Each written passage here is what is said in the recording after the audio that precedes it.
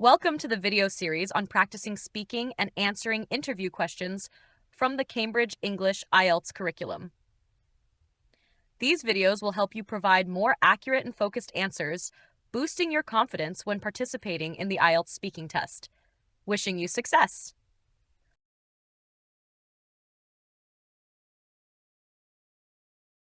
How often do you go out with friends? Why not?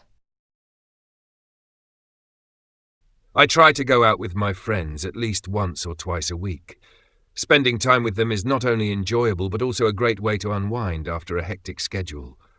We usually meet for coffee, try out new restaurants, or sometimes even go hiking if the weather is nice.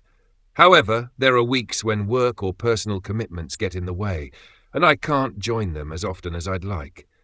Nonetheless, I make it a priority to maintain these connections because they are essential for my emotional well-being and help me stay balanced.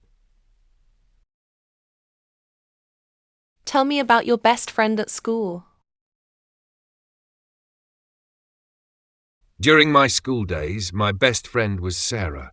She was not only intelligent and hard-working, but also incredibly kind-hearted. We first became friends in the 7th grade when we were paired up for a science project, and we instantly clicked. What I admired most about Sarah was her ability to stay calm and composed, even in stressful situations, which inspired me to handle challenges better. We used to spend hours studying together, but we also shared countless laughs during our breaks.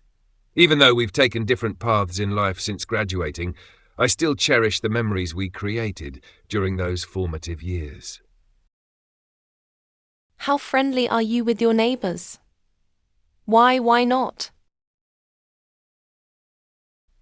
I would say I'm on good terms with my neighbours, but we're not extremely close. We usually exchange greetings when we see each other, and on special occasions like festivals or holidays, we might share some small gifts or homemade food. I appreciate the sense of community this brings, but due to my busy schedule, I don't often have the opportunity to spend quality time with them. However, if they ever need help or vice versa, we're always willing to lend a hand, which makes our relationship cordial and supportive without being overly involved. Which is more important to you? Friends or family? Why? While both friends and family are incredibly important to me, I would say family holds a slightly higher place in my heart. This is because they have been my support system since day one, offering unconditional love and guidance throughout my life. For example, my parents have always encouraged me to pursue my dreams, and my siblings have been my closest confidants. That said, I deeply value my friendships as well, because friends provide a different kind of companionship and help me broaden my perspective. Ultimately, I believe both are essential, but family forms the foundation of my identity and values.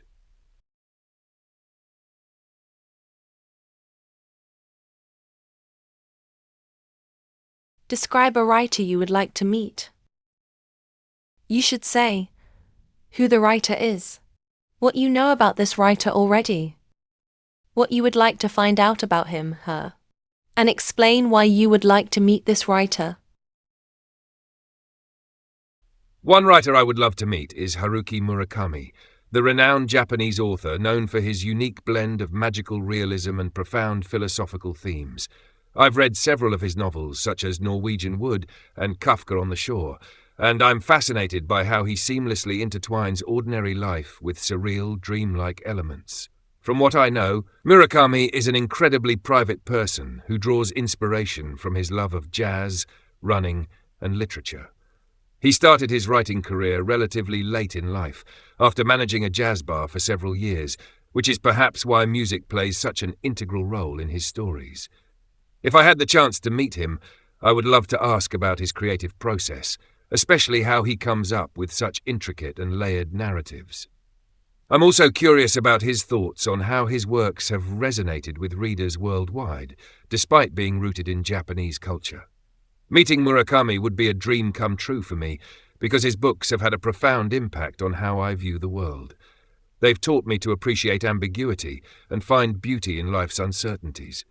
Speaking to him in person would provide valuable insights into both his mind and his craft.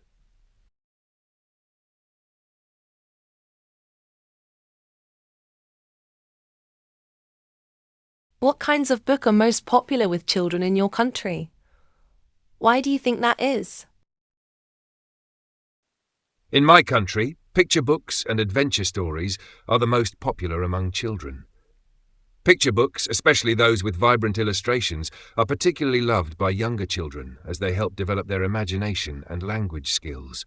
They often feature animals, fairy tales, or simple moral lessons, making them both educational and entertaining. For older children, adventure stories and fantasy books are highly favored. These genres allow children to escape into different worlds filled with excitement and mystery, which is something that really captivates their imagination. Books like Harry Potter or Percy Jackson are examples of stories that are widely read. I believe these kinds of books are so popular because they not only engage children, but also stimulate their creativity and critical thinking. Additionally, they often teach valuable lessons about friendship, courage, and perseverance, which are qualities that parents want to instill in their children. Why do you think some children do not read books very often? I think there are several reasons why some children do not read books very often. One major factor is the increasing presence of technology in their lives. With the rise of video games, social media, and streaming platforms, children are often drawn to more interactive and visually stimulating forms of entertainment, which can make reading feel less appealing in comparison. Another reason is that some children might not have developed a habit of reading from a young age. If they weren't encouraged or exposed to books early on, they might not find it enjoyable or see the value in reading. Lastly, in some cases, children may struggle with reading due to learning difficulties, such as dyslexia, which can make reading a frustrating experience. If they encounter challenges early on, they may lose interest and avoid reading altogether. I believe that with the right encouragement, exposure to interesting content, and the use of technology in a balanced way, we can help foster a love for reading in children. How do you think children can be encouraged to read more? I believe there are several effective ways to encourage children to read more. One of the most important methods is to create a reading-friendly environment at home and in schools.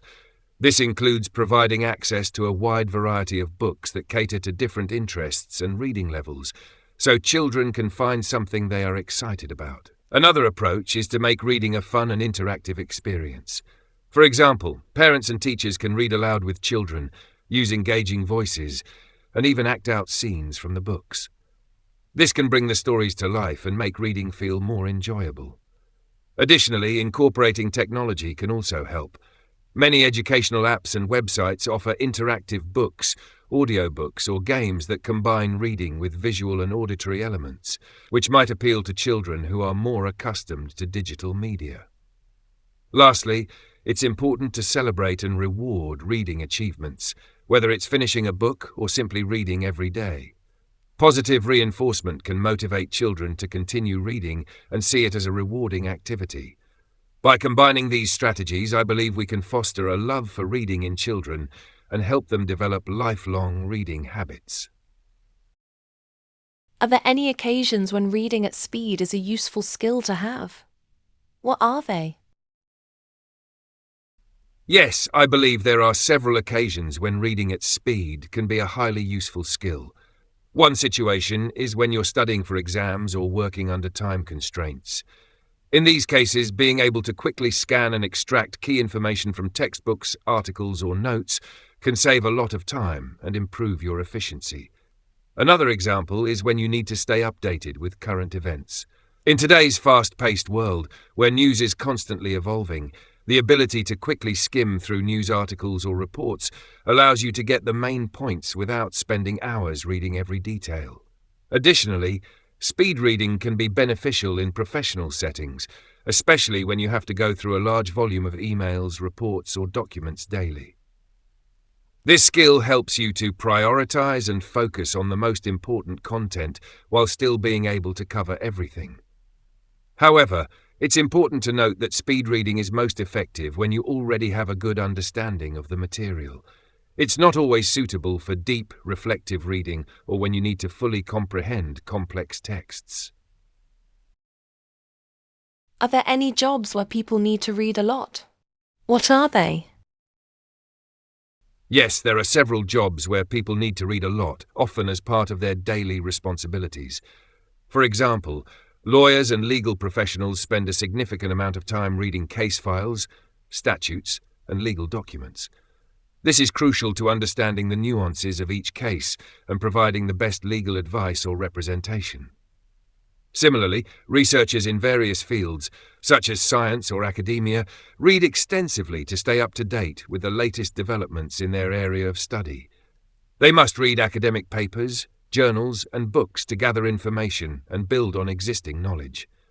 Teachers, particularly those at the university level, also need to read a great deal. They not only read textbooks to prepare their lectures, but also read research papers and educational materials to stay informed and provide students with the most accurate and current information. Journalists are another example. They have to read through large amounts of information to gather facts and write articles. Whether it's for news reports or in-depth features, reading plays a critical role in ensuring accuracy and depth in their work. In these professions, reading is a key skill that helps individuals succeed and stay informed in their respective fields. Do you think that reading novels is more interesting than reading factual books? Why is that? I think the answer to this question largely depends on personal preference and what the individual is looking for in their reading material. Novels are often more captivating for many readers because they provide an escape into different worlds, offering imaginative narratives, complex characters, and emotional depth. This makes novels an enjoyable form of entertainment, allowing readers to immerse themselves in the story and experience new perspectives and adventures. On the other hand, factual books, such as biographies, history books, or scientific texts, may not have the same narrative flair, but they provide valuable knowledge and insights into real-world events and ideas. For those who are interested in learning more about the world, factual books can be incredibly rewarding. They offer a sense of satisfaction from acquiring new information and expanding one's understanding of various subjects. Personally, I find both types of books interesting, but for different reasons. I enjoy reading novels when I want to relax and unwind, whereas I turn to factual books when I want to gain a deeper understanding of a specific topic or broaden my knowledge. Ultimately, whether one is more interesting than the other depends on the reader's mood and objectives at the time. Wonderful. Thank you for joining us in today's interview. Wishing you good health and the best of luck.